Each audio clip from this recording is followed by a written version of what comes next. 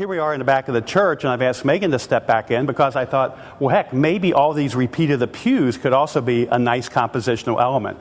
And maybe we can have the line of the center aisle leading up to her. We have the repeat of all the pews behind her and so forth. So let's see what we get. I've changed lenses again, and because I want to do what? I want to expand the size of the background. I'm going to use a longer focal length lens, probably 105 millimeters here, somewhere in that range. And remember, too, when I'm calling out these focal lengths, that I'm working this against my 1.6 magnification factor of my Canon 40D right here.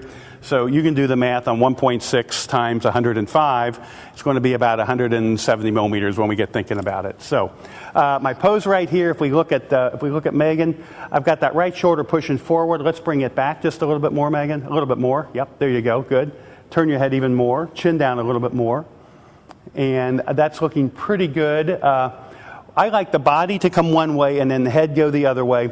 We have Erin over here bringing the light in. And Erin, since I have her so low, I'm going to let you lower that light like another foot. I like to keep the light just about, maybe 10 inches above her eyes. So you can even bring that light down quite a bit more. Okay, and just be sure that you've got the sighting and everything. Yep, good. Okay, and just taking a quick shot right here. Let's see what we got light-wise.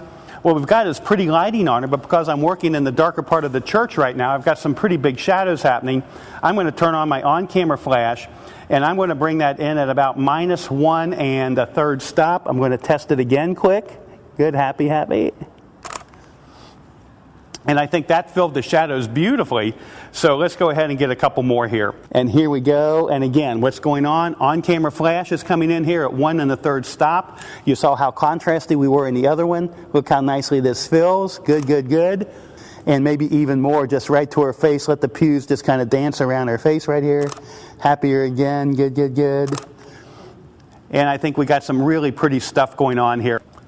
I've asked Christian to come into the scene now, and we have a nice kind of a left-leaning tilt of Megan right here. I'm going to let Christian just kind of come in and do kind of a right-leaning tilt to kind of do a pyramid kind of a composition with the both of them. So Christian, shoulders towards me ever so slightly more. Let that hand drop down her arm, maybe down to her elbow instead.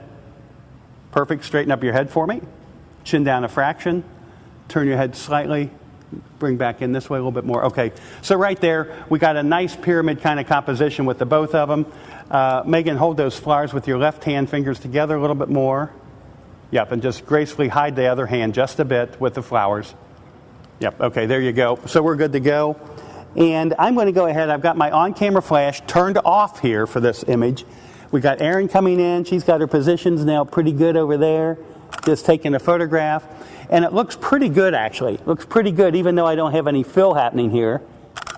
But what I've got going on here is I've got my 20th of a second shutter speed, which is picking up the ambient light nicely. Let me go ahead and just for the fun of it, let's take it down to a 60th of a second. So what's going to happen is, Christian, let me straighten up your head again. No, your shoulders are fine, just the head. Get a little, yeah, there you go. Chin back down, turn your head slightly tilt now, right there. And what this is going to do for me is really increase contrast on the scene. If I'm going to do that, then I'm going to have to turn on my on-camera flash. Now, here's the problem. Notice the camera is turned horizontally. And if I take the photograph at this point here with the camera horizontal, I could throw what I call some ugly shadows onto the background. I'm going to take the photograph right here. I'm going to check my viewfinder. I'm just going to look closely to see if I have any ugly shadows there.